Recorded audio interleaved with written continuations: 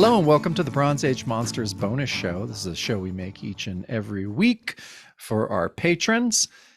We talk about a movie that is themed to whatever issue we are dealing with. This week we read Supernatural Thrillers 7, dealing with Encanto, the Living Mummy.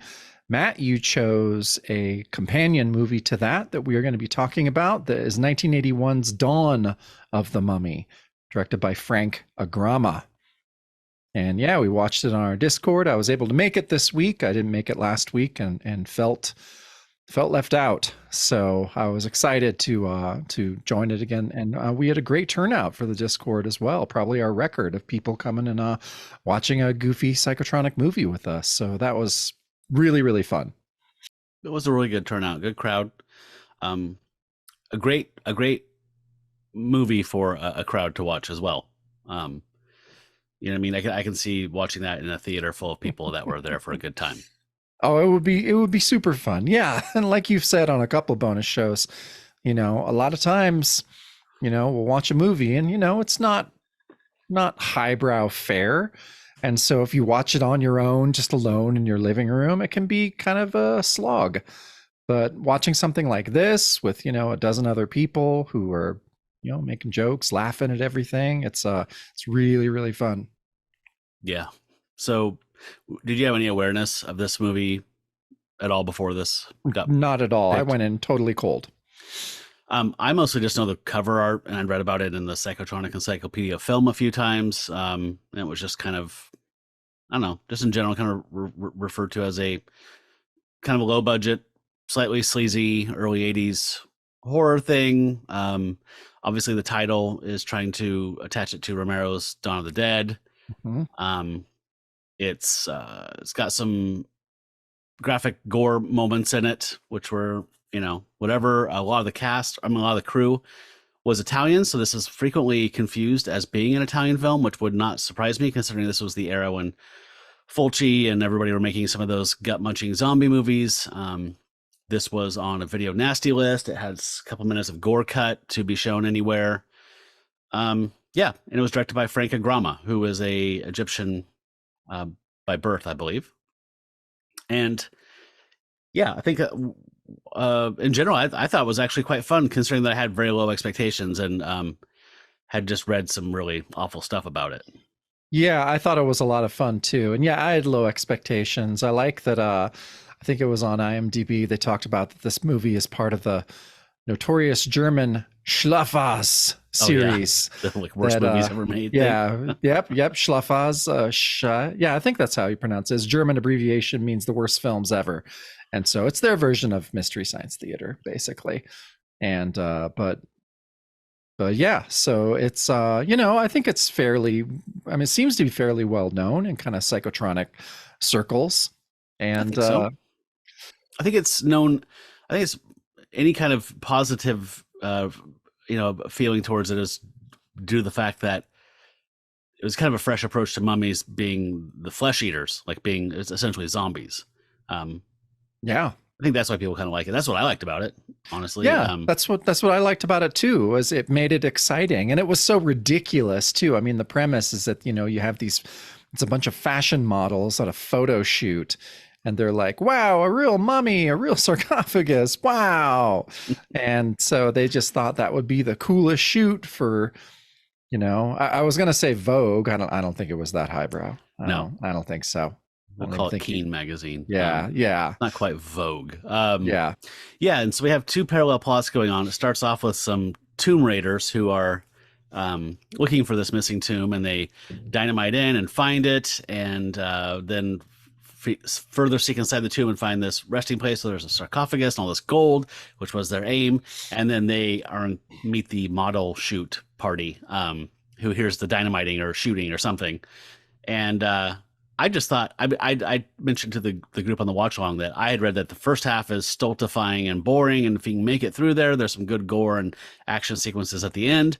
I don't agree with that at all. I thought the first half was hilarious. If you like bad acting and stupid like Scooby-Doo level characterization, I thought the people were hilarious. There's one of the guys in the model party. I don't think he's a photographer, or maybe he's I don't know who he was, but like just breaks out a guitar and does some like sub Eagles or shit song. Like I thought the first half was hilarious. All right, how's this one? Ready? With these visions of the Nile, am I weighing out the smile? I come far across the sea, now to take a look at me. There's that rainbow that suits the color in your eyes, and there's that... Picture of the horses, please, let's go and see. Oh, wow. Now. I did too. I mean, the three guys that play the kind of Tomb Raiders, I guess you would call them. God, they were fucking hilarious. Yeah.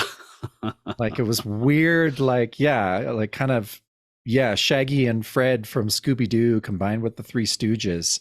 And yeah, it was super entertaining. I was shocked. Cocaine. But completely made out of a sentient pile of cocaine. And yeah, it was I agree. I mean, you said that before we started. You're like, all right, guys, it's supposed to be really boring. And as we were watching it, everyone's like, this isn't boring at all. No, I didn't think so at all. I mean, really people aren't being eviscerated and eaten, but it was super fun. As far as the zombie goes, I mean, the mummy, I thought he was awesome. So the premise here is that the mummy was entombed and all the slaves that built this tomb were killed and buried around him to keep the secret of its location. And maybe they'd be needed in the afterlife to serve this guy, which is a typical Egyptian thing, a lot of old cultures.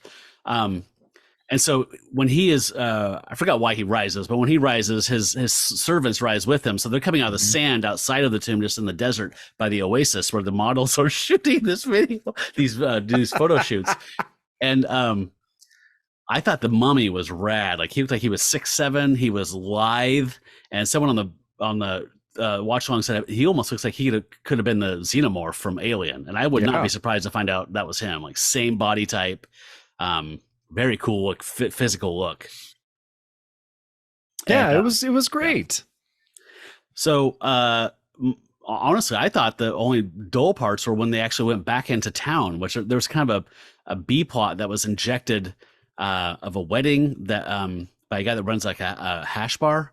And like some of the folks going to town for a night of like, unwinding after a day's shoot, and they're smoking hash, and the guy's like, I just met you, I'm getting married tomorrow, I would love if you could be at my wedding. And which we all thought was kind of strange. But there's a wedding subplot, but it pays off in the end. There's all the stuff that was in the town I thought was really boring until the climax, when all that stuff does pay off. But yeah, I thought the first hour is fun. Like there's like, I don't know, like the 55-minute mark to like the hour and 15 mark is just a little touch and go where it's like something would happen that would just go dead boring, like with people talking about wedding plans. And then, pretty much. And then it would lurch into something would happen, and then the ending happens, and it's like, all right, that's cool. I dig it. So I don't know. I don't think we need to belabor this much. I thought the gore is typical, sub Fulci, but there's definitely some stuff in there we were going ooh, and like kind of the reaction you want to get out of your audience is watching your gory horror movie when a carnivorous mummy or whatever attack someone. It was exactly the intended effect, I think. Yeah, it absolutely was. So yeah, you're right. No belaboring the point. Claw up for me. I had a blast. Yeah, I thought it was really fun. Sleazy, stupid, and fun. Yeah, absolutely. So yeah, I'm glad I got that. That's one I've been kind of eyeballing for like 30 years. So cool. You crossed it off your list. Yeah, that's awesome. Finally. So our next film will be paired with Astonishing Tales number 24. We'll be going back to I think it's safe to say a favorite from the season so far. We're going back to Daimajin, the second of the trilogy. So Return of Daimajin. And it sounds like I think they're sticking to the formula, which I have no complaints about. It sounds like it's basically another community being harassed by an evil lord or something like that, and Daimajin's there. So I'm absolutely ready for a second round of the same thing. Yeah, if Daimajin's there, I'm there. Yeah, we loved it, and everyone on the watch along loved it. So yeah, very excited to see the sequel to that. And one thing I'm hoping is that we were all really impressed with the cinematography, and this is a general production value of the first one.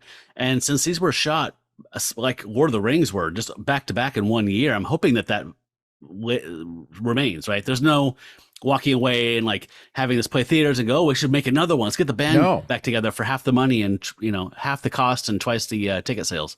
I think that this is all going to be like this. I hope so too. I don't know why it wouldn't. Because we mentioned, just doing research for the first one that, they filmed all three at the same time. Yeah. So I would assume it's same cinematographers, same whole production crew. So yeah, I'm looking forward to it. Yeah, cool. Awesome. So yeah, thumbs up from us. Looking forward to that next one. We're going to do a shared little Kickstarter catch up because we backed something as the show. The show backed a Kickstarter project. So we'll be talking about Loup Garou. Kickstarter catch up. Does it cut the mustard? Reading with relish. All the hot dog stuff. Kickstarter catch up. Yeah, so it came across my radar. I think, God, I should have double checked all this, but I think it was associated. There was a guy who we saw interviewed by Michelle from Moonlit Comics on one of her live streams a while back. Oh. And I think it's associated with one of the writers from Endangered, which was a giant bug, a radioactive bug comic that was kickstarted. And so I think this has, I'm not sure, maybe one or two of the same creators, but I think it came around through that because I follow the guy who from Endangered because I really liked, what I saw on Michelle's thing. And yeah, this just came across my radar, probably on Instagram.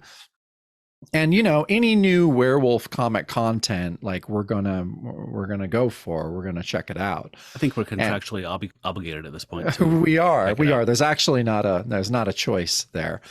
But this just came out.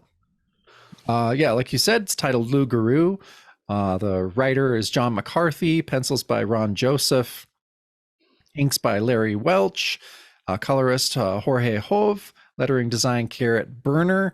And it was so I don't know. Again, I don't want to spoil anything, but we can give broad strokes here to where it's a cameraman who is kind of just waiting for a something that pays, so that made sense to me, right? This guy who's just like, fuck, like I just, I want to do these cool things, but I need like a good job. And his agent kind of tells him that there's a reality show that's filming in the bayou that needs a cameraman. Yes, which is clearly an analog for Duck Dynasty. Yeah. Well, the guy looks like the guy from Duck Dynasty, which I thought was hilarious. So he goes down to the bayou and is the I think the show's called Bayou Life. Bayou Life, season 2. Season 2. And so this clearly seems to be setting up for a hopefully ongoing something. This is definitely like you finish the issue and like, okay, well, there's more coming, right? Because I definitely need more now. What do you think of the art in general? I thought the art was pretty good. It's not normally my style. And the werewolf himself was, it wasn't exactly, I don't know. The werewolf art in general was not, I don't think it's typical in a lot of ways. No, sometimes I liked the creature art. I thought it was interesting. There was definitely points where I was like, this is almost like half wolf, half possum, half like, there were some interesting choices made by the artist to depict it. For sure. half venom at certain points, it was definitely had that, but it was very unique and very gruesome. And I really dug it. It was funny. It's like I read it, and as I'm reading it, I'm just like, oh, okay, this normally isn't, exactly the style I like exactly. But I think it was just well done enough to, by the end, I was like you. I was like, oh yeah, I kind of like, I kind of want more. And I read it again, and I was able to kind of see more about, the page layouts and the way that the panels move. And it's actually really well done. Mm-hmm. I would say the art, especially on unfortunately, the first 2 pages, the first page even especially, like just, I was concerned. I'm not going to lie. Like I was just kind of like, oh, this is not, I have friends who self-publish comics, and this is kind of that level where it's like, this is way better than anything I could ever do, giving me infinite time and tools, and I still just not responding to it that much. But then as it went on, when they get out in the bayou and stuff like that, I stopped having issues with the art and started digging into it, and like, I'm like, okay, I really like this. Yeah, me too. So as the issue went on, I enjoyed it quite a bit. There was still the occasional like dodgy panel, like the producer of the show, when they're on a boat, they're on a night shoot. This is like the bulk of the episode, so I'm not going to belabor it, but like they're like out there filming this hillbilly out in the swamps, like catching bullfrogs, and there's one page where the producer's kind of explaining to the cameraman, our main character, what he wants, and it's just like there's a couple panels like, ew, like that feels like a thumbnail for the actual panel. Yeah. That just happens here and there throughout, where it's kind of like, I don't love that 100%. I would have preferred that to be worked differently or more. But like overall, I thought the art was actually pretty damn good. Yeah, and I liked, I mean, at first when you see the werewolf and you see the art, you're just like, oh, that's not usual. Like, I haven't seen that a million times. And you kind of get into it because you're just like, oh, this is an actual, like, kind of fresh take on a werewolf, which, I mean, you rarely get. Yeah. And I like this sense, that the bayou is this old, ancient, predates European settlers, all that stuff. Like, you kind of get this sense that this is like the Loup Garou is the French name for werewolf, but it almost kind of feels like it's a splinter off of the genetic line of like, these things have been out here in the swamps doing what they do, just kind of evolving in their own weird way. Like, this is a different strain of werewolf almost. It's kind of the vibe I got from this. Yeah, definitely. And you're right. It has weird possum elements to it. But yeah, it seems like the bayou is just, incubated the strange strain of werewolf that, yeah, may have been, 10,000 years it may have been in the bayou, So I don't know. It was, I really enjoyed it, and I hope they do another one. Me too. I'm glad you suggested that the show back it. And this is the type of thing that I would definitely do more of. I would love to read more. You know how I am with trades. Like, I know you can't do this as a creator, but I wish you could just go, look, here's $40. Just tell me when you've got 6 issues worth, and I'll just send me the collected thing. But you can't do that because I never know. Yeah. But I wish I could just kind of either have a physical one down the road and read digital along the way, like that model. But yeah, right now we're just supporting it digitally.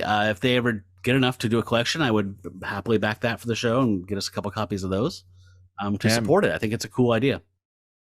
Yeah, me too. It's always, I don't know, it always feels good, like, to support that model and actually get something to where you're like, oh, this model is working. Like, this is cool. Yep. So yeah, I mean, that's the great thing about Kickstarter. And I mean, that you support a ton more than I do, but yeah, and it's a great model, and it's a great model for independent creators. Yeah. And I would also just say that I do a lot of Kickstarter backing, and I'm kind of realizing that comics and physical games are the ones where it's like, you're going to get your reward. Like, yeah, they almost always get 3 times what they're asking for. They always deliver. So as far as I've ever had experience. So, I feel really safe backing comics. We got the reward for this, I think, 2 weeks after the end of the campaign. So it was clearly done. They were just looking for funding to print physical ones. So all we did was help them get this into people's hands, literally in their hands. And we got a PDF of it as a thank you, essentially. So I'm happy with that. Yeah, I thought that was cool. I know that's, I know sometimes people ask for the funds for completion or even before they start. And yeah, it could take a while. They always deliver, it seems like, but it could take a while. But obviously these guys had already done all of the work. Yeah. Which is cool. Yeah, this was done and ready to go. So that was cool. There was no excruciating wait. No. All right. Well, I think it sounds like we both would recommend the audience would check it out if they like a modern werewolf story that's a little different from the norm. So for sure, I hope to see more in the near future. Again, I apologize. You just sent me a thing and said we should back this, and I said okay and hit back, and then I didn't read the campaign notes, anything, so I have no idea what his plans are. Nothing. So apologies there. I'm ignorant on that point, but that's okay. Yeah. All right. Well, let's keep it short and sweet. No, it sounds, yeah, it's a lot of gut munching through this movie. Yeah, so check out the movie, check out Dawn of the Mummy, check out Loup Garou. It's all worth your time. Yeah, a good week of media. Yeah, it was. Yeah, we had a good time this week. I'm excited for Diamond Gene and what we're going to talk about next week. Me too. But until then, hail Satan. Always to the Satans.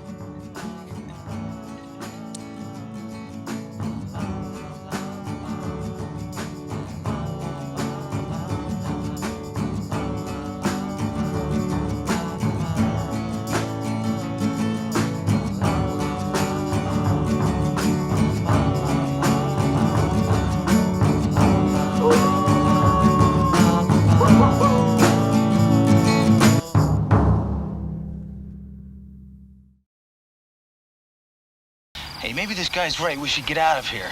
You keep poking out on this. Hey, get off my case, man. This thing is getting a little bit too heavy.